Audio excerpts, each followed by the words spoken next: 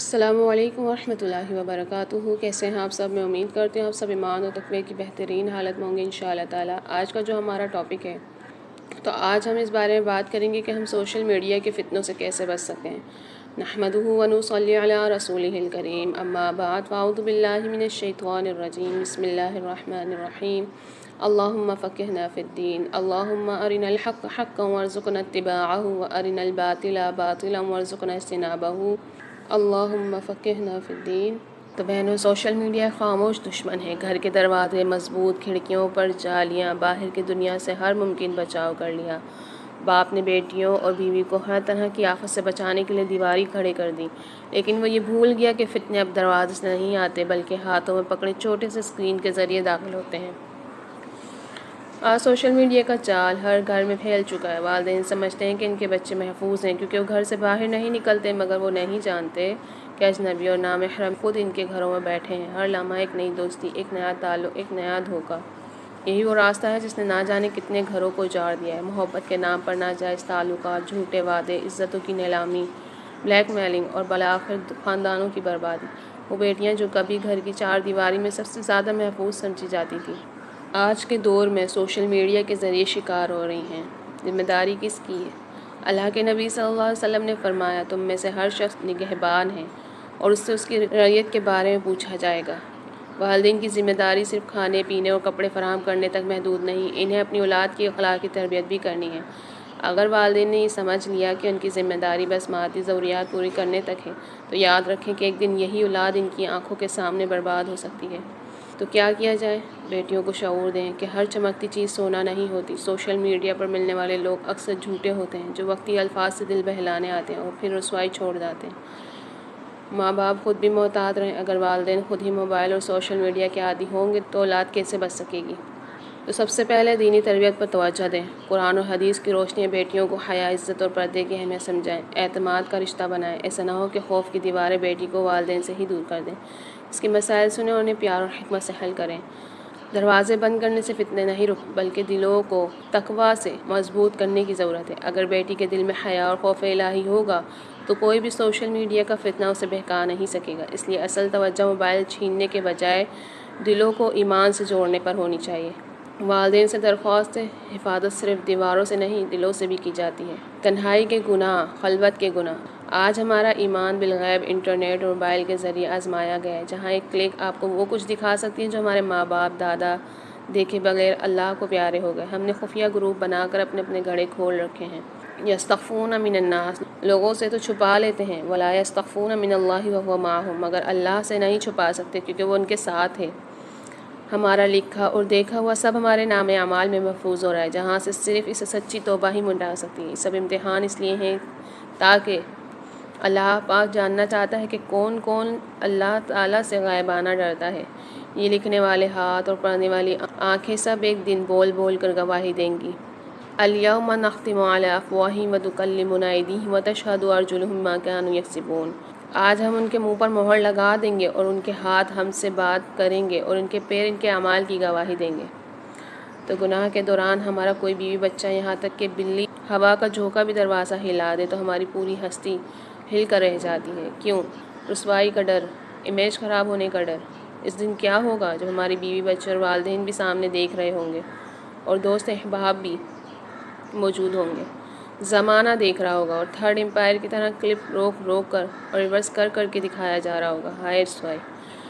آج بھی صرف توبہ کے چند لفظ اور آئندہ سوشل میڈیا سے بچنا ہمارے پچھلے کیے ہوئے گناہوں کو صاف کر سکتا ہے اور ہمیں اس رسوائی سے بچا سکتا ہے۔ اللہ کے رسول صلی اللہ علیہ وسلم دعا مانگا کرتے تھے کہ اللہ میرے باطن کو میرے ظاہر سے اچھا کر دے۔ خلوت کے گناہ انسان کے عزم اور ارادے کو متزلزل کر کے رکھ دیتے ہیں، یوں ان میں خود اعتمادی اور معاملات میں شفافیت سے بھی ہاتھ دھو بیٹھتے ہیں۔ جہاں کہیں بھی ہو اللہ سے ڈرو۔ اللہ پاک ہم سب کی حفاظت فرمائے، آمین۔ ایک دن ہم سب نے اس دنیا سے چلے جانا ہے اور اس وقت ہم قبر کے تنگ و تاریک گڑھے میں ابدی نیند سوئے ہوں گے۔ وہاں ہمیں ٹائم پاس اور تنہائی کو دور کرنے کے لیے کسی سے چیٹ نہیں کر سکیں گے۔ وہاں ہمارے اعمال ہی ہمارے لیے حسرت اور خوشی کا سامان ہوں گے۔ تو میں اور آپ جب اس دنیا سے رحلت کر جائیں گے تو ہم اپنے ہاتھ سے لکھی گئی اچھی یا بری پوسٹر چھوڑ جائیں گے، لہٰذا میری پیاری بہنوں، آپ بھی اس بات کی حرص کیجیے، اور میں بھی حرص کرتی ہوں کہ ہماری لکھی گئی پوسٹیں قبر میں ہمارے لیے صدقہ جاریہ بن جائیں۔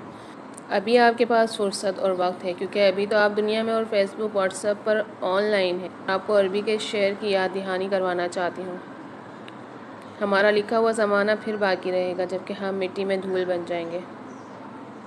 ہم مٹی سے تو بغیر گناہ کے نکلے تھے، لیکن مٹی میں گناہ لے کر جا رہے ہیں۔ شیطان کے مقاصد، شیطان ہماری بدکلامی، سخت رویے کے ذریعے ہمیں آپس میں لڑواتا ہے۔ یقیناً شیطان ہمیشہ سے ہی انسان کا کھلا دشمن ہے۔ اللہ فرماتا ہے، اور میرے بندوں سے کہہ دو وہ ایسی بات کہیں جو بہترین ہو۔ یقیناً شیطان لوگوں کے درمیان فساد برپا کرتا ہے اور انہیں آپس میں لڑواتا ہے۔ یقیناً شیطان ہمیشہ سے ہی انسان کا کھلا دشمن ہے۔ یہ سورہ بنی اسرائیل کی آیت نمبر 53 ہے۔ شیاطین لوگوں میں فساد، لڑائی جھگڑا کرنے کے لیے ایک دوسرے کو بڑی چکنی چپڑی باتیں سکھاتے ہیں، ایک دوسرے کو لڑوانے کے لیے اپنے دوستوں کے کانوں میں بری باتیں پھونکتے رہتے ہیں۔ اور ہم نے انسانوں اور جنات میں سے شیطان قسم کے لوگوں کو ہر نبی کا دشمن بنایا، جو دھوکہ دینے کے غرض سے ایک دوسرے کو بڑی چکنی چپڑی باتیں سکھاتے رہتے ہیں، ایک دوسرے کے کانوں میں پھونکتے رہتے ہیں، اور اگر اللہ چاہتا تو وہ ایسے نہ کر سکتے۔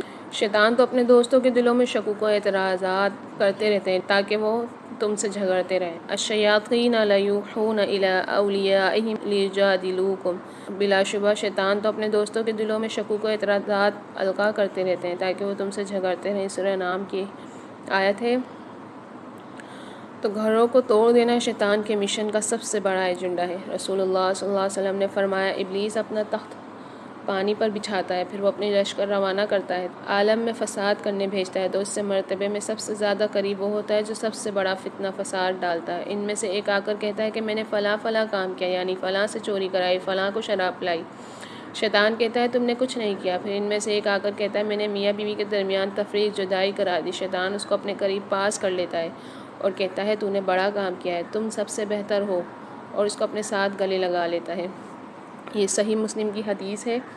اللہ ہر زوجین کے رشتے کو شیطان کے شر سے محفوظ رکھے۔ اللہ ہر زوجین میاں بیوی کے دلوں میں اپنی خصوصی رحمت سے الفت اور محبت، رحمت کے جذبات اور ہمدردی ڈال دے، آمین۔ کون لوگ شیطان کے وسوسوں میں نہیں آتے؟ شیطان کا زور کن لوگوں پر نہیں چلتا؟ جو لوگ ایمان لائے ہیں اور پروردگار پر بھروسہ رکھتے ہیں، اور ان پر تو اس کا کچھ قابو نہیں چلتا۔ شیطان کی چال ہمیشہ سے بہت ہی کمزور رہی ہے۔ جو لوگ ایمان والے ہیں وہ اللہ پاک کی راہ میں لڑتے ہیں، اور جن لوگوں نے کفر کیا وہ غیر اللہ کی راہ میں لڑتے ہیں۔ تو تم شیطان کے ساتھیوں سے لڑو، بلا شبہ شیطان کی چال ہمیشہ سے بہت ہی کمزور رہی ہے۔ یہ سورہ نساء کی آیت ہے۔ شیطان کا زور کن لوگوں پر چلتا ہے؟ شیطان کن لوگوں کا ساتھی بن جاتا ہے؟ جو شخص اللہ رحمان کے ذکر سے اندھا بن جائے، ہم اس پر ایک شیطان مسلط کر دیتے ہیں جو اس کا ساتھی بن جاتا ہے۔ سورہ زخرف کی آیت ہے۔ شیطان کن لوگوں کو اپنے قابو، کنٹرول میں کر لیتا ہے؟ شیطان کا قابو ان لوگوں پر چلتا ہے جو اس سے دوستی رکھتے ہیں اور جو اللہ پاک کا شریک ٹھہراتے ہیں کسی کو۔ یہ سورہ نحل کی آیت ہے۔ ان پر شیطان نے پوری طرح قبضہ جما کر انہیں اللہ کی یاد سے غافل کر دیا۔ یہ شیطان کا گروہ ہے، یاد رکھو شیطان کا گروہ ہی نامراد ہونے والا ہے۔ شیطان ہمیں جھوٹی امیدیں دلاتا ہے۔ شیطان دھوکے کے سوا کوئی وعدہ نہیں دیتا، وہ انہیں وعدے دیتا ہے جو انہیں جھوٹی امیدیں دلاتا ہے، اور شیطان ان کو دھوکے کے سوا کوئی وعدے نہیں دیتا۔ توبہ کے لیے کچھ شرطیں بھی ہیں۔ اگر توبہ کرنے والا ان شرائط کو پہلے رکھ کر توبہ کرتا ہے تو امید ہے کہ وہ توبہ اس کے لیے مفید ثابت ہوگی۔ اگر توبہ کرنے والا ان شرائط کا لحاظ نہیں کرتا ہے تو ممکن ہے کہ وہ توبہ مفید اور ثمر آور نہ ہو۔ توبہ کی قبولیت کے لیے کتابوں میں متعدد شرطیں لکھی ہوئی ہیں، مگر اس حوالے سے حضرت علی رضی اللہ عنہ نے جو 6 شرطیں بیان کی ہیں وہ نہایت ہی جامع اور سب کے نزدیک مسلم ہیں۔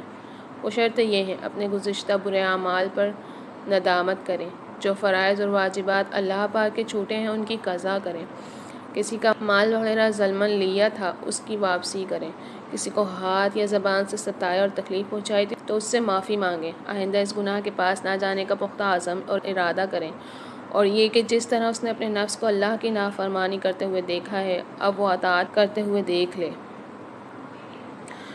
اور ایک اور سوال جو آتا ہے کہ سوشل میڈیا کے دور میں بچوں کو تربیت کیسے کریں؟ تو دیکھیں، یہ دور میڈیا کا دور ہے، اور میڈیا کے اقسام میں سوشل میڈیا کا کردار بہت نمایاں ہو گیا ہے۔ اس وجہ سے بچے، جوان، بوڑھے یعنی عورت مرد میں سے سارے قسم کے لوگ اس سے جڑ گئے ہیں اور 24 گھنٹوں کا اسے اپنا ساتھی بنا لیا گیا ہے۔ اس میں کوئی شک نہیں کہ سوشل میڈیا مثلاً واٹس ایپ، فیس بک، ٹویٹر، گوگل پلس، یوٹیوب اور ویب سائٹس وغیرہ کے بے شمار فوائد ہیں۔ ان کی وجہ سے آج دنیا سمٹ کر گاؤں ہو گئی۔ خبروں کی ترسیل، معلومات کی فراہمی، سماجی معاشی معاملات، حتیٰ کہ قوم اور مذہب کا فروغ، سب کچھ آسان سے آسان تر ہو گیا ہے۔ ساتھ ہی ساتھ یہ حقیقت بھی مسلم ہے کہ ان سماجی رابطوں نے سماج اور معاشرے پر برائی کے بہت ہی گہرے اثرات چھوڑے ہیں، جن کی لپیٹ میں نوجوان لڑکے اور لڑکیوں سے لے کر بچے، بچیاں اور عمر دراز لوگ، بوڑھے بوڑھیاں تک ہیں۔ ہمارے جو بچپن کے نقش اور حال کا زندگی کے تمام مراحل پر اثر پڑتا ہے۔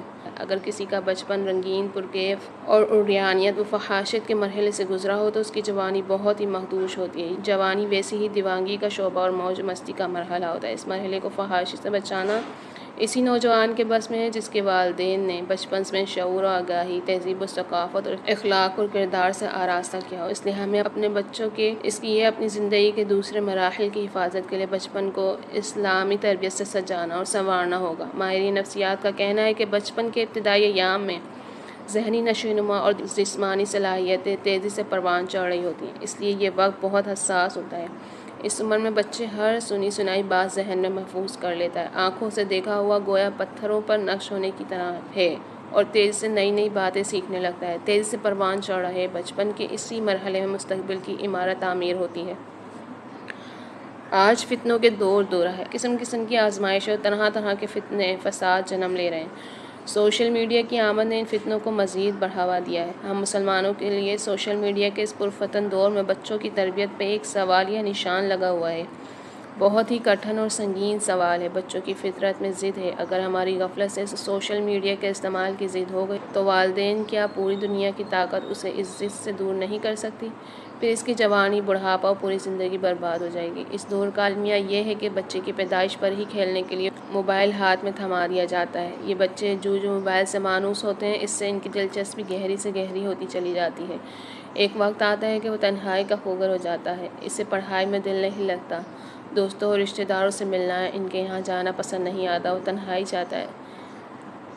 موبائل اس کے ذہن کو اپنی مرضی کا سکون دیتا ہے۔ وہ جس قدر اس کا عاشق بنتا جائے گا، اسی قدر اس کے اندر اخلاقی پستی، دیوانگی، تشدد، چڑچڑاپن، اکیلاپن، ناچ گانا، فحش کام، بیہودہ گوئی، قبیح حرکات اور لایعنی باتوں میں چلا جائے گا۔ اگر ہم اپنے بچوں کا بچپن بچانا چاہتے ہیں، اسے تاریک زندگی کی بجائے روشن مستقبل دینا چاہتے ہیں، تو ابھی اسے موبائل سے دور رکھنا ہوگا۔ بچوں کی تربیت کی طرف رہنمائی کرنا چاہتی ہوں تاکہ ہمارے بچوں کا بچپن محفوظ رہے اور اس کی جوانی، بڑھاپا اچھے ماحول میں گزرے۔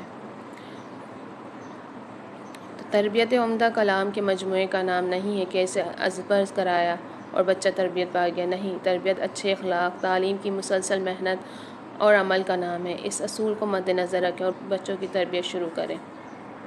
بچوں کی پہلی تربیت جسمانی ہے، اسی سے اس کی شخصیت اور اس کا کردار نکھر کر سامنے آئے گا۔ اسلام نے صفائی پہ بہت دھیان دیا ہے اور صفائی کا اہتمام بچپن سے ہی ہونا چاہیے۔ جسمانی تربیت میں غسل کا پابندی سے اہتمام، کھانے اور پینے میں صفائی ستھرائی پر مکمل نگہداشت، بلکہ سوتے جاگتے ہاتھ اور چہرے دھلنے اور دانتوں کی صفائی کرنے پہ کبھی کبھار نہیں، مسلسل دھیان دینا چاہیے۔ جسمانی تربیت میں صفائی کے ساتھ ساتھ ورزش پر بھی دھیان دینا چاہیے۔ ورزش کے لیے جم جانا یا کوئی کرتب کرنے کی ضرورت نہیں ہے، بلکہ والدین اپنے ساتھ کبھی صبح کبھی شام یا ویسے ہی فرصت کے مناسب اوقات میں سیر و تفریح پر لے جائیں۔ سیر و تفریح کے لیے فحش جگہوں سے بچیں، ورنہ فائدے کی جگہ نقصان ہوگا۔ صاف ستھرے کپڑے، صاف ستھری باتیں، پاکیزہ عادتیں اور عمدہ فکر و خیال کی مشق کرائیں، یہ سب جسمانی تربیت میں شامل ہیں۔ دوسری اور سب سے اہم تربیت روحانی ہے، یہی تو ہماری اسلامی شناخت ہے۔ نبی صلی اللہ علیہ وسلم نے بچپن سے بچوں کو تعلیم دی، اخلاق سکھائے، آداب سے آگاہ کیے، اٹھنے بیٹھنے، کھانے پینے اور سونے جاگنے کے اصول بتائے۔ تو ہم میں سے اکثر بہنیں یہ خیال کرتی ہیں کہ ابھی تو بچے ہیں، جب بڑے ہو جائیں گے تو خود ہی سمجھ جائیں گے۔ نہیں، ہم نے اپنے بچوں کی ابھی سے ہی تربیت کرنی ہے۔ روحانی تربیت میں پہلی چیز توحید اور عقائد سے آگاہ کرنا ہوتا ہے اور اس کے برخلاف الحادی کام، شرکیہ اعمال، بدیع افعال اور کفر اور ضلالت سے تنفر دلانا ہے۔ اس کام کے لیے ضروری ہے کہ ہمارے بچے پہلے قرآن کی تعلیم حاصل کریں یا انگریزی تعلیم کے ساتھ گھر پہ قرآنی تعلیم کا بھی بندوبست کریں، کیونکہ اکثر دیکھا جاتا ہے خالص انگریزی تعلیم اور اس ماحول میں رہنے والے قرآنی تعلیم اور اس کے احکام کو اہمیت نہیں دیتے۔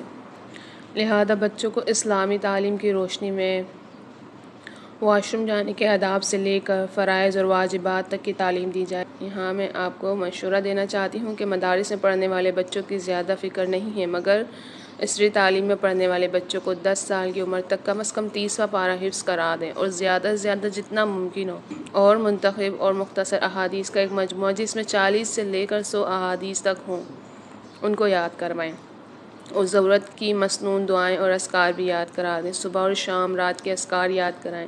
یاد رکھیں بچے نقل کرتے ہیں، وہ ماں باپ، دوست، احباب اور ماحول اور معاشرے کی نقل اتاریں گے، اس لیے دینی تعلیم کے ساتھ اس کا ماحول بھی دینی ہونا چاہیے اور سرپرست ہونے کی حیثیت سے آپ کو اس کے لیے نمونہ بننا پڑے گا۔ ذہن میں گرہ لگا لیں، آپ جو کریں گے وہ بچوں کے ذہن میں کیمرے میں قید ہو رہا ہے، اسے وہ دہرائیں گے۔ روحانی تربیت میں دینی اور اسلامی تعلیم کے ساتھ عملی تطبیق بھی چاہیے، خالی باتوں سے فائدہ نہیں ہوگا، اس لیے میں نے کہا کہ بچے اس کی طرف زیادہ مائل ہوتے ہیں جو کرتے ہوئے کسی کو دیکھتے ہیں۔ آپ کو موبائل استعمال کرتے ہوئے دیکھیں گے تو موبائل استعمال کریں گے اور قرآن پڑھتے ہوئے دیکھیں گے تو قرآن پڑھیں گے۔ عمل کے لیے اپنے ساتھ نماز پڑھنے مسجد لے جائیں اور نماز میں اپنی صف میں بغل میں کھڑا کریں، اسے وضو کر کے دکھائیں، غسل کر کے دکھائیں اور صفائی کے دوسرے طریقوں پر بات کریں۔ رمضان میں روزہ رکھنے کی طاقت ہو تو روزہ رکھوائیں۔ اخلاق سے واقف کرائیں، مثلا سلام کرنا، چھینک پہ الحمدللہ کہنا، بڑوں کی تعظیم کرنا، والدین اور استاد کی خدمت کرنا، رشتہ داروں کے ساتھ حسن سلوک کرنا، سوتے جاگتے اور واش روم جاتے آتے ذکر کرنا۔ اسی طرح برے اخلاق سے باخبر کر کے اس سے روکیں، مثلا دوسرے بچوں کو مارنا، بڑوں کے ساتھ بے ادبی کرنا، والدین کو گالی دینا، چوری کرنا، جھوٹ بولنا، غیبت کرنا وغیرہ۔ تیسری اور آخری بات یہ ہے کہ سوشل میڈیا کے استعمال سے بچوں کو جس قدر ہو سکے دور رکھیں۔ کبھی بھی موبائل خرید کر اسے مستقل طور پر نہ دیں۔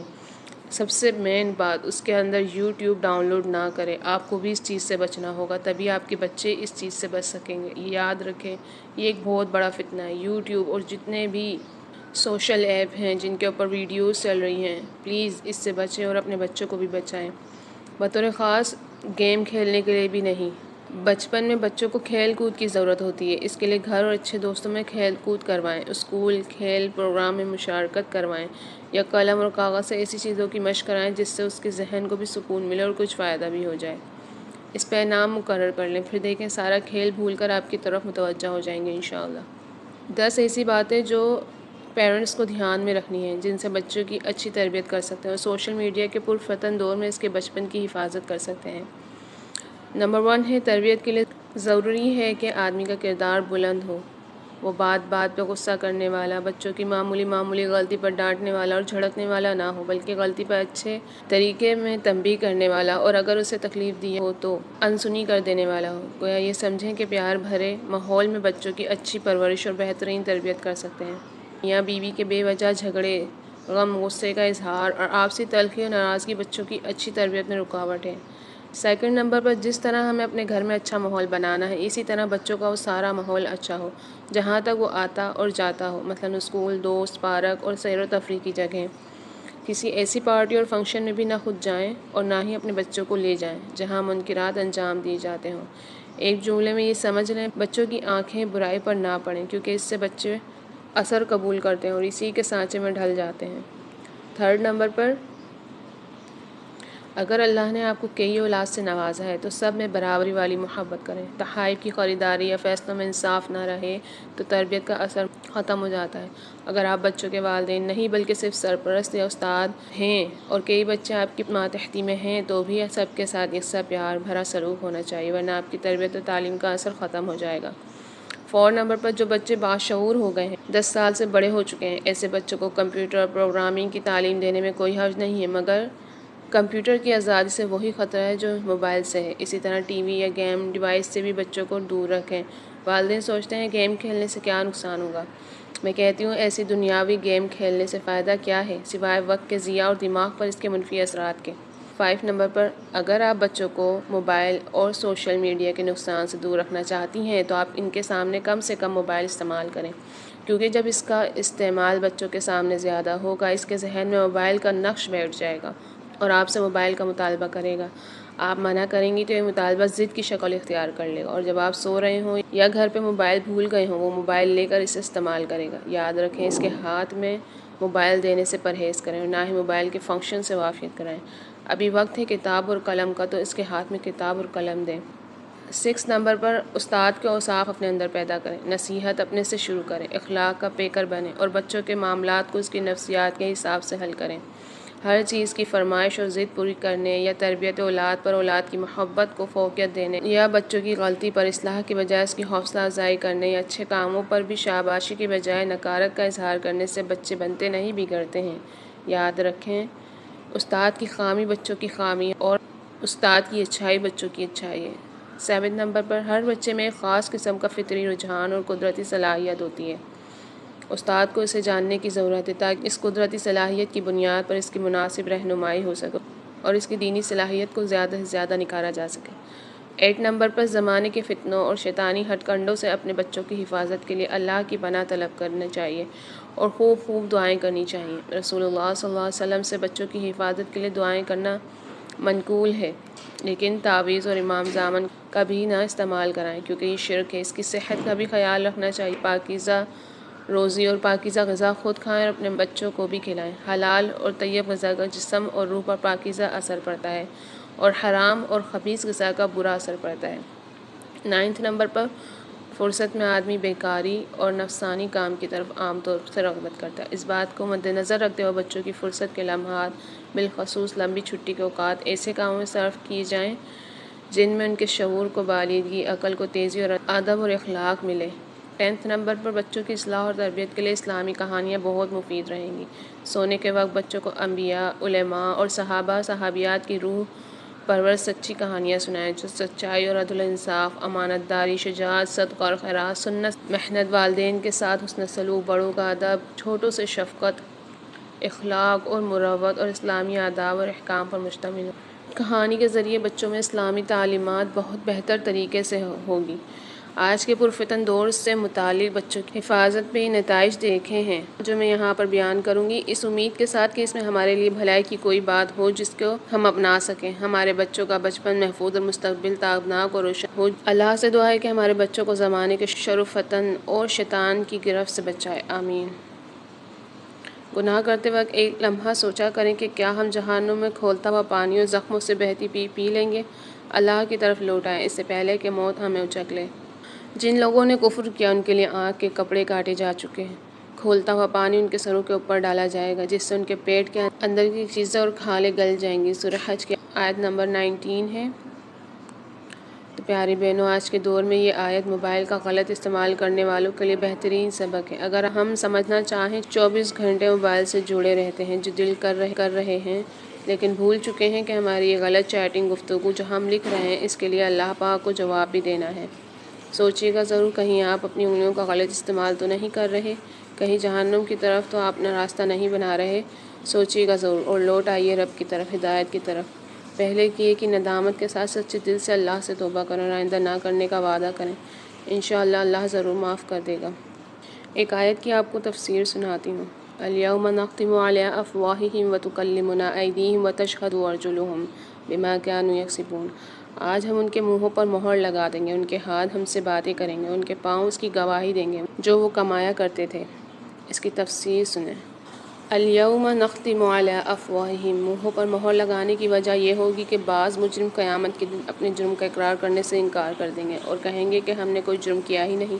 وہ گواہوں کو جھٹلا دیں گے اور نامہ اعمال کو بھی درست نہیں مانیں گے، بلکہ اپنے بے گناہ ہونے کی قسمیں کھائیں گے، جیسا کہ فرمایا ثم لم تکن فتنتہم الا ان قالوا واللہ ربنا ما کنا مشرکین۔ سورہ انعام کی آیت نمبر 23 ہے۔ پھر ان کے فریب اس کے سوا کچھ نہ ہوگا کہ کہیں گے اللہ کی قسم جو ہمارا رب ہے، ہم شریک بنانے والے نہ تھے، اور قسمیں کھا کر دل میں سمجھیں گے کہ جس طرح دنیا میں جھوٹ چل جاتا تھا اب بھی چل جائے گا۔ فرمایا یوم یبعثہم اللہ جمیعا فیحلفون لہ کما یحلفون لکم ویحسبون انہم علی شیء الا انہم ھم الکاذبون۔ یہ سورہ مجادلہ کی آیت نمبر 18 ہے۔ جس دن اللہ ان سب کو اٹھائے گا تو وہ اس کے سامنے قسمیں کھائیں گے جس طرح تمہارے سامنے قسمیں کھاتے ہیں اور گمان کریں گے کہ وہ کسی چیز پر قائم ہیں، سن لو یقیناً وہی اصل جھوٹے ہیں۔ اس وقت ان سے یہ معاملہ ہوگا جس کا اس آیت میں ذکر ہے۔ انس بن مالک رضی اللہ عنہ بیان کرتے ہیں کہ ایک دفعہ ہم رسول اللہ صلی اللہ علیہ وسلم کے پاس تھے کہ آپ اچانک ہنس دیے اور فرمایا جانتی ہوں میں کس بات پر ہنسا ہوں؟ ہم نے کہا اللہ اور اس کے رسول بہتر جانتے ہیں۔ تو آپ صلی اللہ علیہ وسلم نے فرمایا میں بندے کے اپنے رب سے گفتگو پر ہنسا ہوں جو وہ قیامت کے دن کرے گا۔ وہ کہے گا اے میرے رب، کیا تو مجھے ظلم سے پناہ نہیں دے چکا؟ وہ فرمائے گا کیوں نہیں؟ کہے گا میں اپنے سوا کسی گواہ کی گواہی اپنے خلاف منظور نہیں کروں گا۔ میرا بدن میرا اپنا ہے، باقی سب میرے دشمن ہیں۔ اللہ پاک فرمائے گا آج تیری ذات ہی تیرے خلاف بطور گواہ کافی ہے اور کرامن کاتبین گواہ کافی ہیں۔ تو اس کے منہ پر مہر لگا دی جائے گی اور اس کے جسم کے اعضاء سے کہا جائے گا بولو، تو وہ اس کے سارے اعمال بول کر بتائیں گے۔ پھر اسے بولنے کی اجازت دی جائے گی تو اپنے اعضاء سے کہے گا تمہارے ستیہ ناس ہو اور تم مجھ سے دور ہو جاؤ، میں تو تمہاری دفاع کر رہا تھا۔ اس آیت میں ہاتھوں اور پاؤں کے بولنے اور شہادت دینے کا ذکر ہے، جبکہ دوسرے مقامات پر جسم کے دوسرے اعضاء کے بولنے کا بھی ذکر ہے۔ فرمایا حتیٰ اذا ما جاؤوها شہد علیہم سمعہم وابصارہم وجلودہم بما كانوا یعملون۔ یہ سورہ سجدہ کی آیت نمبر 20 ہے۔ یہاں تک کہ جو ہی اس آنکھ کے پاس پہنچیں گے ان کے کان اور ان کی آنکھیں اور ان کے چمڑے ان کے خلاف اس کی شہادت دیں گے جو وہ کیا کرتے تھے۔ اور فرمایا یوم تشہد علیہم السنتہم وایدیہم وارجلہم بما كانوا یعملون۔ یہ سورہ نور کی آیت ہے۔ جس دن ان کی زبانیں اور ان کے ہاتھ اور ان کے پاؤں ان کے خلاف اس کی شہادت دیں گے جو کیا کرتے تھے۔ اس آیت پر ایک سوال ہے کہ منہوں پر مہر کے باوجود زبانیں کیسے شہادت دیں گی؟ جواب اس کا یہ ہے کہ مہر سے مراد یہ ہے کہ اس کی زبان پر سے اس کا اختیار ختم کر دیا جائے گا اور زبان کو اپنی مرضی سے صحیح بات کہنے کا اختیار ہوگا۔ کیا ایمان کے دل میں داخل ہونے کا یہ مطلب ہے کہ انسان گناہ نہیں کرتا؟ ہرگز نہیں، بلکہ انسان خطائیں کرتا ہے لیکن اس کا دل فوراً اسے ملامت کرتا ہے، اسے احساس ہو جاتا ہے۔ غیبت کرنے کے بعد فوراً سے دل میں الارم بج جاتا ہے۔ اسی الارم کا بجنا انسان کے ایمان کی نشانی ہے۔ اس لیے جب گناہ ہو جائیں تو فوراً توبہ کریں اور کوئی نیکی کر لیں۔ نیکیاں گناہوں کو مٹا دیتی ہیں۔ ایمان یہی ہے۔ ایمان کا مطلب یہ نہیں کہ ہم پرفیکٹ ہو جائیں گے، بلکہ یہ ہے کہ ہم خود کو بار بار راہ راست پر لاتے رہیں گے۔ گناہ کے بعد دل بھاری ہوتا ہے تو تب نہ قرآن پڑھنے کا دل کرتا ہے اور نہ ہی نماز پڑھنے کا۔ گناہ کے بعد جو ہمارے دل پہ سیاہ داغ بنتا ہے یہ اس کا اثر ہوتا ہے۔ آپ تب اپنے نفس پہ عبادت کا بوجھ ڈالا کریں تاکہ گناہ کی منحوسیت کم ہو جائے، کیونکہ گناہوں کی منحوسیت عبادت سے ہی ختم کی جاتی ہے۔ فوراً اللہ کی طرف رجوع کریں۔ ایک اور بات، گناہ اور فحاشی میں کیا فرق ہے؟ گناہ وہ ہوتا ہے جو ہم تنہائی میں کرتے ہیں جس کا کوئی گواہ نہ ہو، اور فحاشی وہ ہوتی ہے جس میں ہم دوسروں کو بھی شامل کر لیتے ہیں۔ اس کی بہترین مثال ٹک ٹاک ہے۔ ٹک ٹاکرز نازیبا کپڑے پہنتے ہیں، بیہودہ حرکتیں کرتے ہیں، میوزک حرام سنتے اور ویڈیوز میں لگاتے ہیں۔ اگر یہ سب وہ اپنی حد تک رکھیں تو گناہ ہے، پر وہ اس میں سب کو شامل کرتے ہیں تو وہ فحاشی کرتے ہیں۔ جس طرح نیکیوں کا صدقہ جاریہ ہوتا ہے نا، اسی طرح یہ گناہوں کا صدقہ جاریہ بن جاتا ہے۔ جب تک دوسرے لوگ دیکھتے رہیں گے مسلسل اعمال نامے میں گناہ شامل ہوتے رہتے ہیں۔ پھر بے شک ہم وہ گناہ چھوڑ دیں، معافی مانگ لیں، پر ہماری وجہ سے جو گناہوں میں مبتلا ہوئے ان کا حساب ہمیں دینا ہوگا۔ جیسے صدقہ جاریہ والی نیکیوں کا اجر ملے گا، اور جو فحاشی میں شامل ہوں گے ان کو بھی گناہ ہی ملے گا۔ فحاشی کا حصہ بن کر یہ مت سمجھیں کہ صرف ان کو گناہ ملے گا۔ اسی لیے کوشش کریں کہ نہ کسی گناہ کا حصہ بنیں اور نہ ہی کسی فحاشی کا حصہ بنیں۔ خود کو بچائیں اور دوسروں کو بھی تلقین کریں۔ شیطان ہمیں اندھیروں کی طرف کھینچنا چاہتا ہے۔ اس کے ہتھیار نا امیدی، مایوسی، ڈی موٹیویشن ہیں، جبکہ اللہ ہمیں روشنی کی طرف بلاتا ہے۔ وہ ہمیں حقیقی خوشی اور اطمینان کی طرف بلاتا ہے۔ وہ ہمیں اپنے آپ کا بہترین ورژن بننے اور اپنی اچھی صلاحیتوں کو ظاہر کرنے کے لیے بلاتا ہے۔ وہ ہمیں امید رکھنے اور یقین دلانے کے لیے بلاتا ہے کہ وہ ہماری دیکھ بھال کر رہا ہے اور وہ ہمیں بے بس نہیں چھوڑ سکتا۔ روشنی کے لیے جدوجہد کریں اور اندھیروں سے لڑیں۔ ہدایت روشنی کی طرف آئیں، یہی ہمارا حقیقی مقصد ہے۔ دل کا زنگ آلود ہونا۔ سیدنا ابو ہریرہ رضی اللہ بیان کرتے ہیں کہ رسول اللہ صلی اللہ علیہ وسلم نے فرمایا جب مومن گناہ کا ارتکاب کرتا ہے تو اس کے دل میں ایک سیاہ نقطہ لگ جاتا ہے۔ اگر وہ توبہ کر لے اور بخشش طلب کرے تو دل میں چمک پیدا ہو جاتی ہے، اور اگر مزید گناہ کرتا ہے تو نقطے بڑھتے چلے جاتے ہیں، یہاں تک کہ اس کے دل پر وہ زنگ چڑھ جاتا ہے جس کا اللہ پاک نے اس آیت میں ذکر کیا۔ ہرگز نہیں، بلکہ ان کے کرتوتوں کی وجہ سے ان کے دلوں پر زنگ لگی ہے۔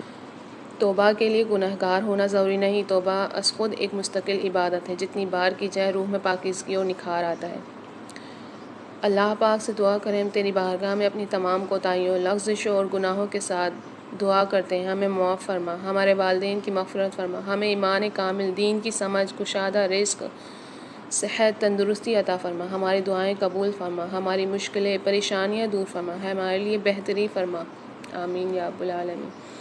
اکثر ہم بھول جاتے ہیں اللہ کو، اس سے باتیں کرنا بھول جاتے ہیں، نماز چھوڑ دیتے ہیں، بھول جاتے ہیں کہ وہ ہمیں دیکھ رہا ہے اور گناہ کر بیٹھتے ہیں۔ بھول جاتے ہیں کہ اس کی محبت کے بنا انسان محض ایک بے مول وجود ہے، زندگی کے بغیر وجود جس میں اللہ کی محبت نہیں۔ ہم بھول جاتے ہیں اس کی رحمت کی چادر کو، مگر وہ نہیں بھولتا، کہیں بھی، کسی بھی جگہ، کسی بھی حال میں، ہر لمحے وہ نہیں بھولتا۔ اس کو آپ کے گناہوں سے بھی فرق نہیں پڑتا۔ اگر ایک بار آپ اس کی جانب لوٹ جائیں تو آسمان کی اونچائی جتنے گناہ بھی لے کر اس کے پاس جاؤ نا، تو بس وہ آنسوؤں کے ایک قطرے سے معاف کر دیتا ہے، سب بھلا دیتا ہے، مگر محبت کرنا نہیں چھوڑتا۔ ایسی محبت کرتا ہے وہ۔ اللہ کو اپنا سب کچھ بنا لیں، آپ کی زندگی حسین تر ہوتی چلی جائے گی۔ اپنی جوانی کو پاکیزہ کرنے کے لیے اللہ کی راہ پر نکل جائیں۔ جو شخص جوانی میں توبہ کرتا ہے، اللہ کی طرف رجوع کرتا ہے، اس سے خوش نصیب انسان کوئی ہے ہی نہیں۔ اور اللہ کو جوان کی توبہ بہت پسند ہے۔ دیر مت کیجیے، اللہ کی طرف لوٹ جائیں۔ آخرت کے خسارے سے بچنے کے لیے اپنی تنہائیوں کو پاک کر لیں۔ رسول اللہ صلی اللہ علیہ وسلم نے فرمایا، صوبان رضی اللہ عنہ کہتے ہیں کہ نبی کریم صلی اللہ علیہ وسلم نے فرمایا، میں اپنی امت میں سے ایسے لوگوں کو جانتا ہوں جو قیامت کے دن تہامہ کے پہاڑوں کے برابر نیکیاں لے کر آئیں گے۔ اللہ پاک ان کو فضا میں اڑتے ہوئے ذرے کی طرح بنا دے گا۔ صوبان رضی اللہ عنہ نے عرض کیا، اللہ کے رسول ان لوگوں کا حال ہم سے بیان فرمائے اور کھول کر بیان فرمائے، تاکہ لاعلمی اور جہالت کی وجہ سے ہم ان میں سے نہ ہو جائیں۔ آپ صلی اللہ علیہ وسلم نے فرمایا، جان لو کہ وہ تمہارے بھائیوں میں سے ہی ہیں اور تمہاری قوم میں سے ہیں، وہ بھی راتوں کو اسی طرح عبادت کریں گے جیسے تم عبادت کرتے ہو، لیکن وہ ایسے لوگ ہیں کہ جب تنہائی میں ہوں گے تو وہ حرام کاموں کا ارتکاب کریں گے۔ وہ گناہوں سے اٹے ہوئے انسان کی توبہ بھی ایسے احسن انداز میں قبول کرتا ہے جیسے کبھی گناہ ہوا ہی نہیں تھا۔ اتنا شفیق رحیم ہے، وہ اپنے بندوں سے بہت محبت کرتا ہے۔ توبہ کرنے والوں اور لوٹ کر آنے والوں کو دھتکارتا نہیں ہے، چاہے ان سے بڑا گناہ ہی کیوں نہ سرزد ہوا ہو۔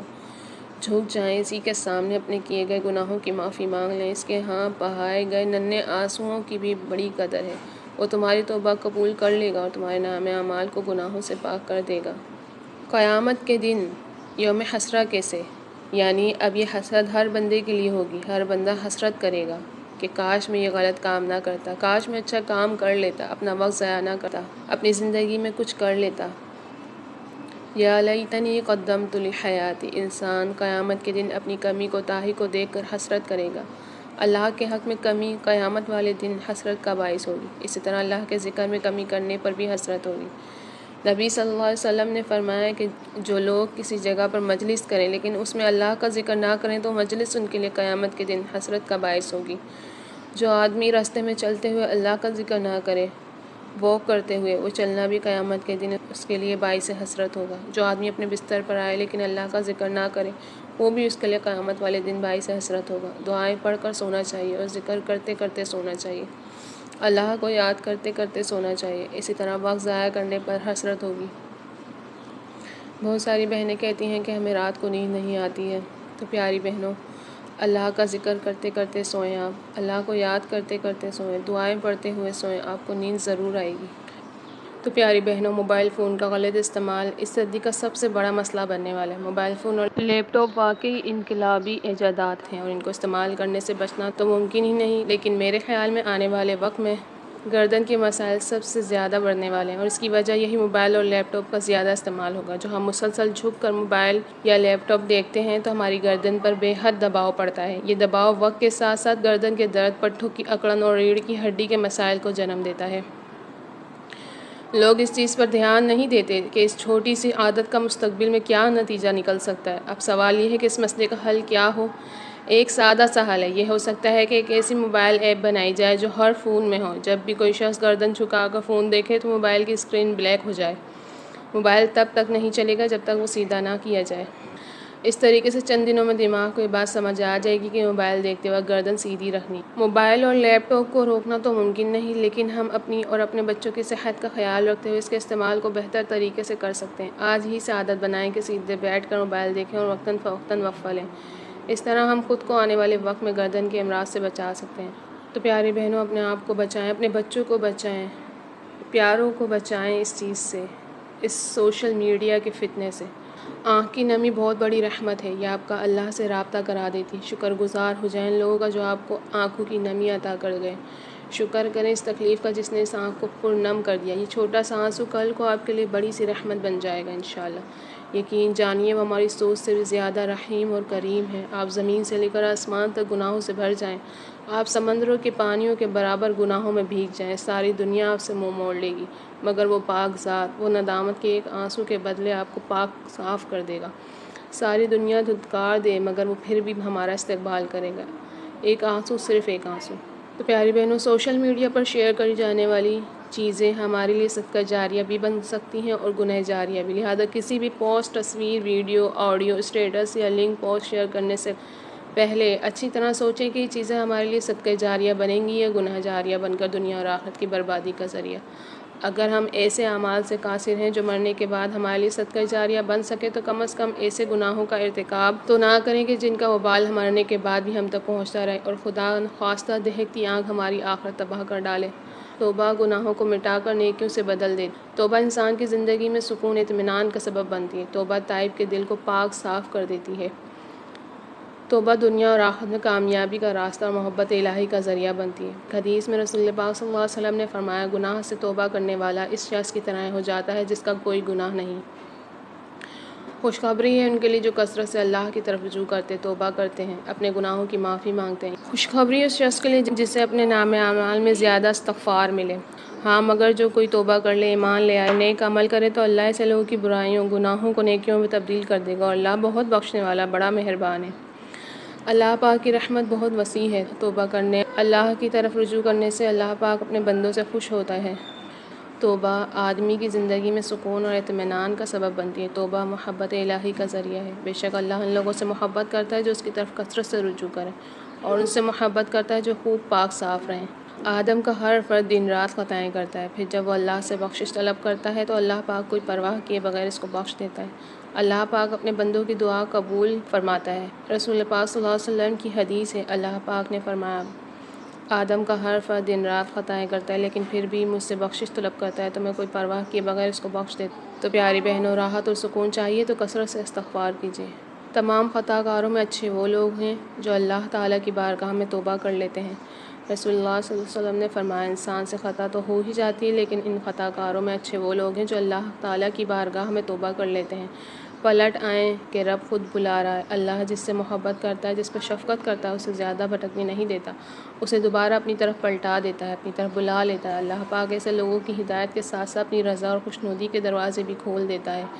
جو شخص اللہ سے اپنا رشتہ استوار کر لیتا ہے وہ سیدھی راہ پر آ جاتا ہے، وہ سیدھے راستے تک پہنچا دیا جاتا ہے۔